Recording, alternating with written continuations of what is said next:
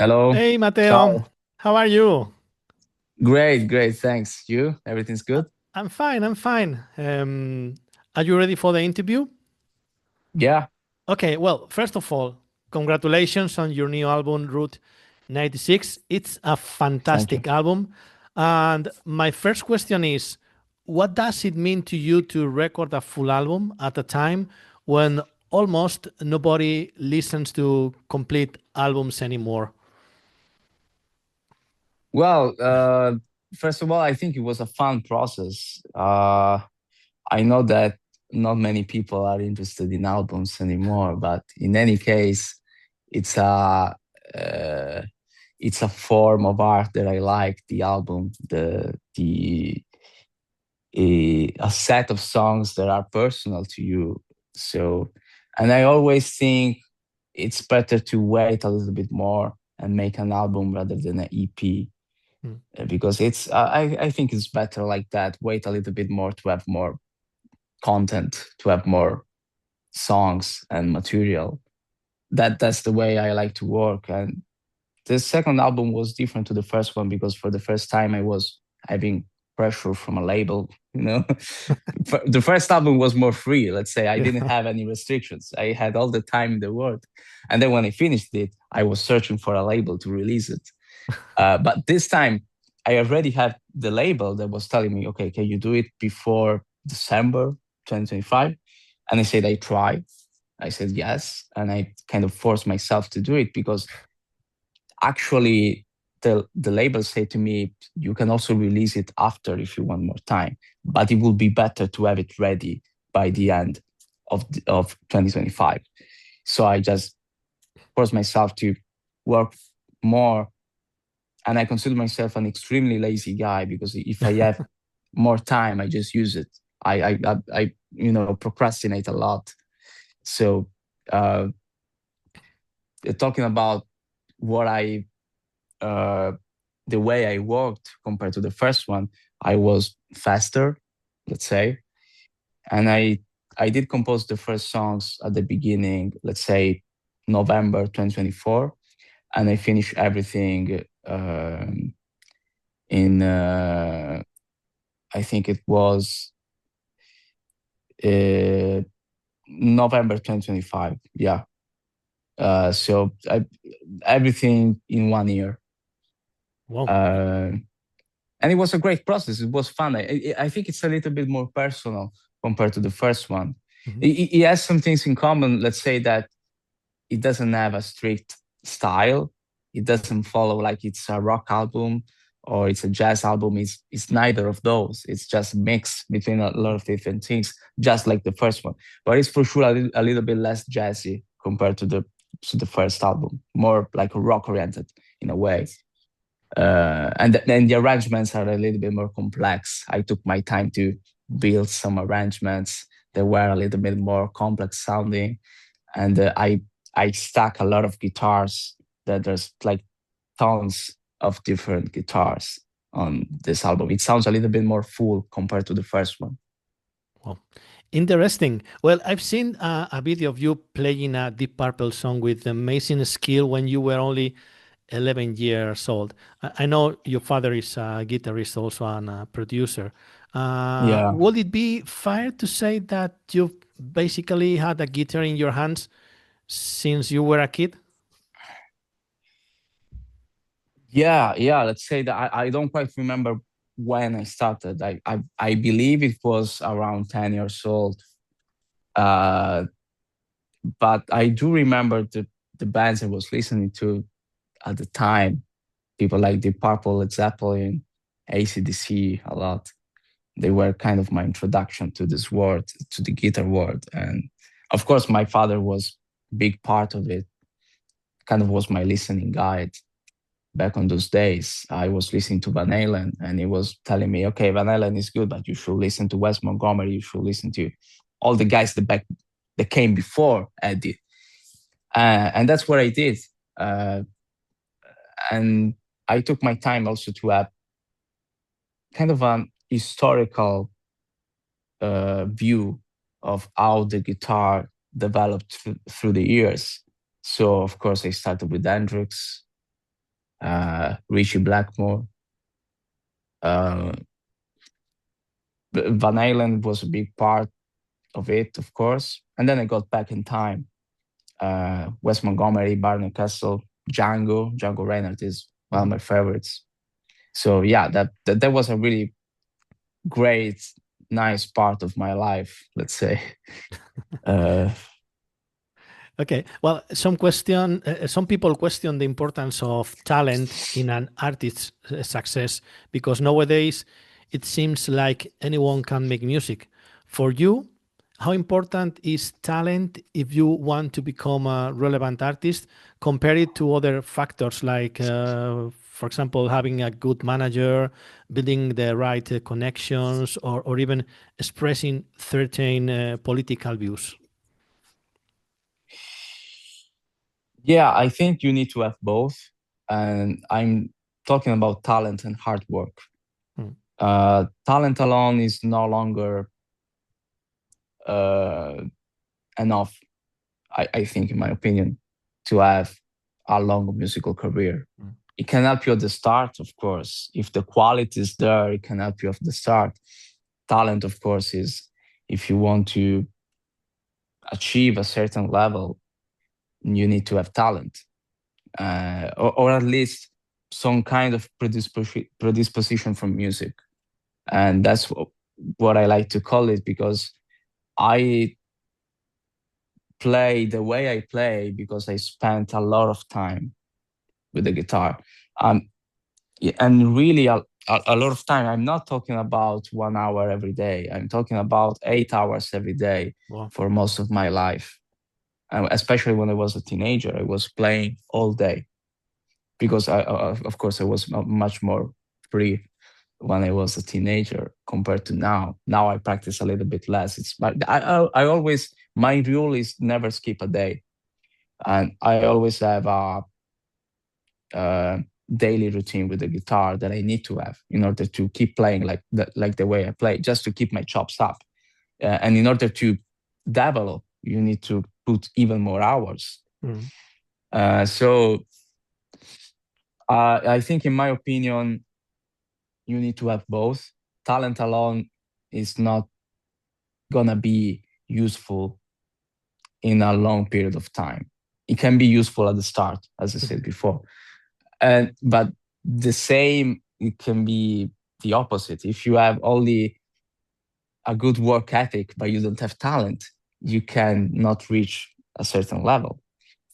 If you have talent but you don't work a lot, it's the same thing. Yeah. So I think you need to have both. You need to have luck as well. And music is not always about meritocracy. It's always about expressing yourself, and you don't need to be angry when you see someone that you think is he doesn't have the talent, or is not as good as you, or all of these things. Everybody is good at their own thing, and you cannot replace them, because we are all unique beings. So that's why it's more about expressing rather than competing, because we're not doing any sports, or I'm not a ranked guitar player, or so we are just expressing the way we feel the most, the way we feel good about it.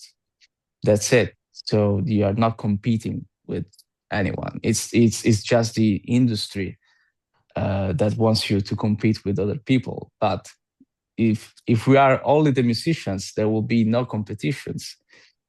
In my opinion, it's the way the industry works, that it's like that. But if you, I think, in my opinion, I only think about the music. I just want to express myself in the best way possible, because I feel the need to do it. I don't do it because it's a work. I do it because I need to do it. Otherwise, I get crazy. So my way is that I have this feeling that I need to make music. I need to compose. I need to play with other people, because then I will know something more about myself. And that's the main reason I do it. I don't do it for because it's a work or because I get money out of it. I will do it also for free, to be honest. So it's not something that I do because there's a positive outcome out of it. Uh, it's something I do because I need to do it. Otherwise, I get crazy. Okay, it's very interesting. Yes, about 6 or 7 years ago, you started working with the Yamaha, the brand, and touring internationally. And what do you think made Yamaha notice you? Well, I did upload some videos back on those days on the internet, and they were checking out some of those videos on YouTube and Facebook. They told me to try some of the guitars, and I really liked them. Back then, I started working with Yamaha back in 2017. Mhm. So it's quite a long time that we worked together. And the way uh, I was searching for a guitar that was similar to the SG because my still one of my favorite guitars is the Gibson SG. I fell in love with this guitar back when I was 14 or 15 years old, watching Angus Young play.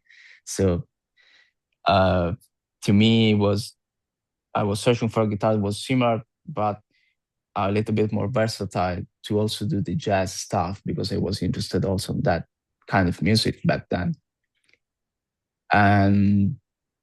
And the Revstar was the perfect example of how to build a solid body that was sonically speaking similar to the SG, but it was a little bit more versatile enough to play also the jazz, rock, fusion, and everything in between. So uh, to me, it was the right choice at the time, and still is the right choice now. I find myself so comfortable with the Revstar now, so it's second nature to grab the Revstar. Right now, it's a very comfortable guitar to play, and they work really well. The Yamaha guys, the build quality is always good. No matter what guitar you play, it's always amazing quality. Oh, cool. Well, in the video of Isla Feliz with Antoine Boyer, we can see your father coordinating a recording session between the two of you, and I imagine that that's your home in Sicily, and Yeah. your studio as well. And there must be many advantages, but what are the downsides of recording at home and having your father as a producer? Well, the downsides is that first of all, the workflow can be a little bit too long Mhm, because you know that you have all the time in the world because you are at home. mhm, So you tend to procrastinate too much compared to, I don't know, you go to a studio, you know that you are paying the studio for 2 days, let's say, and you have only those 2 days available. And you need to squeeze everything in those 2 days. mhm. Sometimes it can be better for people as lazy as me because um, you know that you need to finish everything by the end of that second day. Mhm, So the concentration is a little bit more present and you play better if you are more concentrated and you know that you have a limited amount of time. At least that's what happened to me. mhm, When I know that I have a limited amount of time, I'm more concentrated and I tend to play better. When I'm recording on a relaxed environment, sometimes I don't play as good as well, maybe it's a psychological thing, but yeah, of course there are uh, advantages as well. You have all the time in the world to record rhythm guitars and experiment with different stuff. So the compositional part, I much prefer to do it, of course, at home with all mhm, the guitars available. Uh, the recording part is okay to do it also here, but I don't mind doing it also maybe on another place in the future. Recording with my father is an advantage for sure. I mean, he's not only a guitar player, but he was a producer back mm, then. So he knows a lot of stuff about miking up the drums. setting up the right settings on the audio interface, so it's that like his technical uh, expertise, let's say, was incredibly useful for the album, because of course I know very well how to record the guitars, but I don't know how to record properly a drum set, or how to record properly maybe I knew one or two things about recording classical and acoustic guitars, but my father is much more well prepared on that regard, because he was doing studio sessions and he was a studio musician back then. So he's way more well-rounded from this point of view compared to me. That's why it was so much useful. Sometimes too picky about some things, but that's how he thinks about it. So I think it was, at the end of the day, a really good experience. It can be frustrating at times because you need to think about everything, the audio interfaces, the Logic project. Meanwhile, if you are on a third-part studio, there are technicians helping you. So it can be a little bit easier if you have other people helping you on the recording. But other than that, I think it's amazing like that. I mean, we achieved a really good result. Okay. Well, I imagine your father is also a voice of experience who advises you about what to do and what not to do in the music business. Do you talk a lot with him about these kind of things? Well, you know what? The industry changed a lot in those days compared to my father's days. Yeah. So he has a lot of experience playing with older people and playing on pop acts, for example. So his experience is more like a session musician and a studio musician, and of course a live guitar player. The artist thing, it's another thing. Of course, it's a completely different world. So if you have your own solo project, of course, he did give me a lot of advices about, especially about being a professional, not necessarily about the world of music business, but a lot of advices about being a professional. Always show up on time, always study your repertoire, always be prepared. And of course, preparation needs to be there. And opportunities, when you have preparation, will come more often. And that's why luck is I think, in my opinion, is a mix between when opportunities meet preparation, then luck is there because you are prepared when they call you. So the professional part of it, I learned it from my father as well, of course. Not so much from the music business, I have to be honest. But that's because I'm not really interested in it. I really don't care. And it's not a good thing. You need to be interested also on that side of things. But I just can't help it. It's just outside of what I find interesting about life. Yeah. Okay. Well, great guitarists such Steve Vai, Aldi Meola, or Joe Bonamassa have said great things about your guitar playing. Is that kind of recognition the best promotion an artist can have nowadays? Well, I suppose for a guitar player, it can be a good publicity, let's say. And of course, it's an honor when you hear these kinds of people talking about you.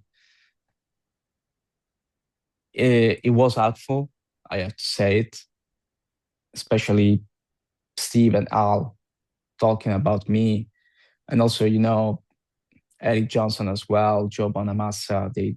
They talk about me, and it feels I have to be honest, you feel also a little bit of pressure as well, because if this artist say this thing to you, then you feel the need to do more.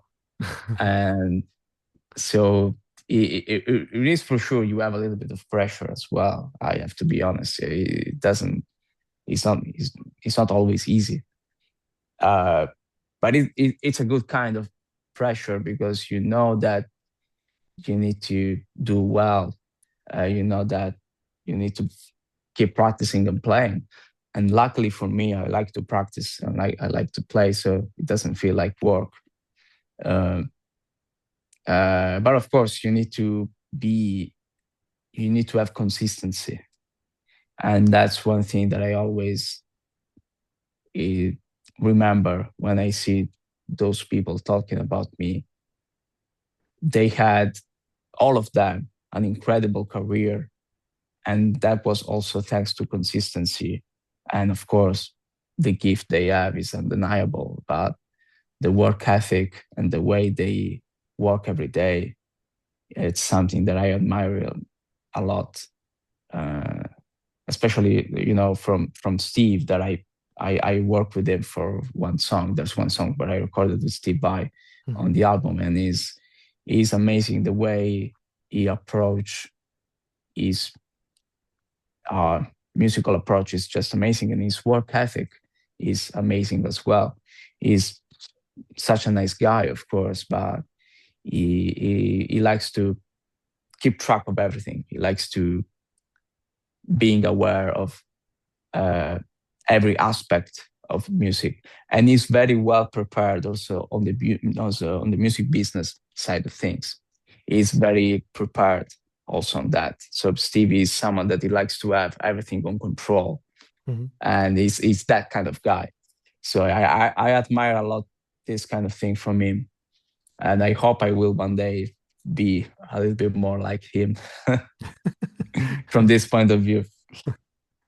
Okay, well, your music sits somewhere between jazz fusion and progressive rock, styles that usually attract a more mature audience. Would you also like to connect with a younger audience? Well, I hope so. I don't think about how old is my audience when I'm composing or when I'm doing music, so I don't really care how old they are. The important thing is that they really like it. If they love it, I consider myself extremely satisfied. So uh, I did see some younger people sometimes on my concerts. I have to be honest, it's mostly older people sometimes, because the jazz fusion aficionados, let's say, are from another generation compared to mine. That's why I consider myself sometimes an old soul, because I listen to old music sometimes, most of the time. But because I was fascinated by it, and I wanted to have, as I said before, an historical point of view of how the music I love developed through the years. So because of that, maybe, and because of the jazz fusion stuff, maybe I attracted more of that generation of people that did see the fusion bands where they were fusion bands. People like Return to Forever, My Vishnu Orchestra, Weather Report, Pat Metheny Group, of course. And these kind of bands, they are, of course, a huge influence on me. And people see that, hear that. So that's why it can be interesting for older people to hear my music. But I did see a lot of younger people as well. There are a lot of young people that are passionate about instrumental music as well. So I kind of, it is a mix right now. So yeah, as I said before, I don't really care how old you are. The important is that you enjoy my music. And if you do that, I did my job very well, let's say. Definitely. Yes. Well, I've seen on your website that your list of tour dates keeps growing, which must be quite exhausting. How do you manage your energy so you can always give your best on stage? Well, I try to not eat too uh try to eat well, let's say, and rest. Try to sleep a lot Mm. during tours.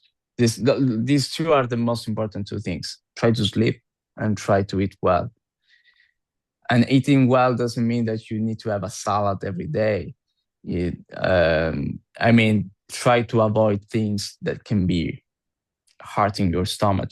So, um, especially in America, where the food quality is not always good. Yeah. Uh, but yeah, I mean, my number one rule is try to especially sleep a lot. Mm. Because if I sleep, if I know that I had a good sleep, I will know 100% that I will play Mm. good at the night. Mm. If I know that I didn't have a good sleep, I already know that the gig will not sound as I want, because I'm not that concentrated. I don't have the same energy Mm. as when I sleep a lot.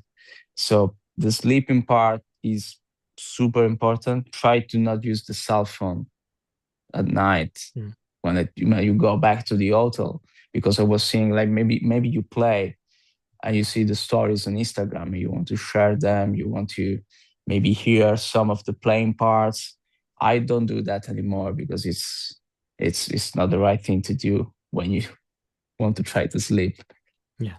Uh, but yeah, that's my rule about touring. And then I love to tour. I have friends with me. I have the technicians that are super close friends of mine. We are currently 6 people when traveling, and Six three people. musicians, guitar, bass, and drums, and then sound guy, guitar tech, and light guy. Mhm. So 3 technicians and 3 musicians. And But when we, you do we, master classes or something like that, is I suppose the crew would be less persons. when I do master classes, usually it's just me and the sound guy. Mhm. Sometimes, but usually master classes are inside the tour most Mhm. of the time. So sometimes we are all of 6 people, even with the master classes. Uh, but yeah, that if you have close friends with you, that's the a really important part, because touring is 90% traveling, 10% playing. So the playing part, yeah, it's important, of course. You go there to play, but the traveling part, you need to be with people you trust. You need to be with people you get along with really well. Otherwise, it will be impossible. If you are with people you don't get along really well, and you are on tour with them, it will not last a lot. Yeah. So it's really important to have friends with you. It's really important to have people who understand your project Mm. and understand your needs. And yeah, and that's it. Okay. Well, to finish, I have to say that I'll miss your show in Madrid this May because I'll be traveling at that time. But I promise I won't miss the next one so I can meet you in person if possible. But when you negotiate a tour in Spain, how does it compare with other countries? Do you usually work with the same local promoter, and what are the best and worst things about playing here? I don't know anything about it because I don't do the the talking part. Is always my manager. So Mm. you should ask Michele about it. Okay. But in my for my experience, Spanish people are really close to our culture as Mediterranean people as well. So it feels like playing in Italy most of the time, and it's a good thing to me. Uh, like I really enjoy playing in Madrid the last time, playing Barcelona. I think we did a gig in Barcelona as well. Mhm. Maybe not last year, but 2 years ago. Yeah. And it's always great. Food is great, so it's easy to tour if the food is great. Mhm. And and then the places are amazing. There's sun, nice people, and Thanks. plus I hate the fact that I have to speak in English to talk with a Spanish guy, because I know that if I learn Spanish, it will eventually be much easier to speak Spanish, because it's really close to Italian. Yeah. Like English for Italian people, it's much harder compared to Spanish. So Yeah. that's why I get angry. I should learn a little bit, at least a little bit of Spanish. But yeah. But you talk English very, very good. Oh, thanks. Thank you. It's a lot of interviews, Yeah. Yeah. Well, Matteo, thank you so much indeed for your time. Enjoy the way of life you have. And keep on playing as good as you do. And I hope to see you in person in a nearly future. Thank you. Thank you so much. Okay, Have a Matteo. good day. Bye-bye. Thank you. Ciao.